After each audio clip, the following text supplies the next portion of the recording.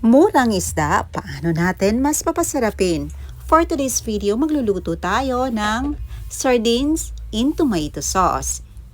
Isa talaga to sa mga paborito nating ulam, lalo na kung parisan ng sili at kalamansi. At parisan ng mainit na kaning mais ay siguradong mapapaanli kain ka. Tara, samahan niyo akong magluto.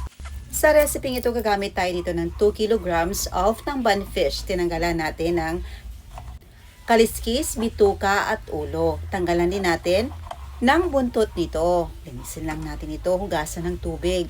Pagkatapos i-brine natin. 2 tablespoon ng rock salt.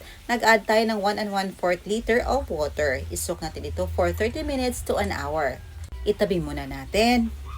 Onion at saka garlic ang ating hihiwain. Pagkatapos ng 45 minutes, hugasan natin ang ating na-brine na isda. Hugasan lang ng mga isang beses. Sa ating pressure cooker, inilagay natin sa bottom part ang garlic at saka onion. Ini-add natin dito ang isda. I-alternate natin paglagay ang mga spices at saka ang green olives. Other option, pwede din kayong gumamit ng sweet pickles kung walang available na green olives. Nag-add tayo dito ng oil. Enough amount of pepper at saka salt. Itansya nyo lang kung gaano kadami nyong ilagay na naayon sa yung panlasa.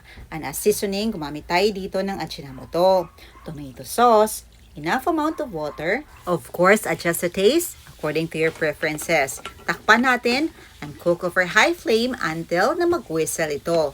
Pagkatapos na mag-whistle, i-set natin ang apoy 1 hour and 20 minutes. Slow cook lang to, mahinang apoy lamang.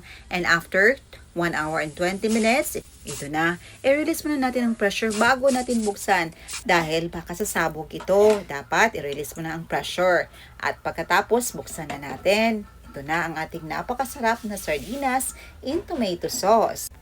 Napaka-fresh nito dahil bagong luto. At tatagal to sa loob ng refrigerator, tightly sealed na mga 3 weeks up to 1 month. At pwede nyo ditong ilagay sa bote. Follow nyo lang ang proper canning procedure para mag-extend ang shelf life nito. Ito na, tikman na natin. Napakasarap talaga. Ang sarap nitong iparis sa mainit na kanin. Sa pasta man, sa gulay o sa pansit. Pero para sa amin, ang sarap talaga nitong iparis sa mainit na kaning mais. Dagdagan mo pa ng madaming sauce ay siguradong mapapaanli kain ka sa sarap. Murang isda sa 80 pesos per kilo. Matagal-tagal pa natin itong ma-stock. Ayan lang po. Salamat sa panonood. See you in my next vlog. God bless you all and stay safe everyone. Bye and enjoy.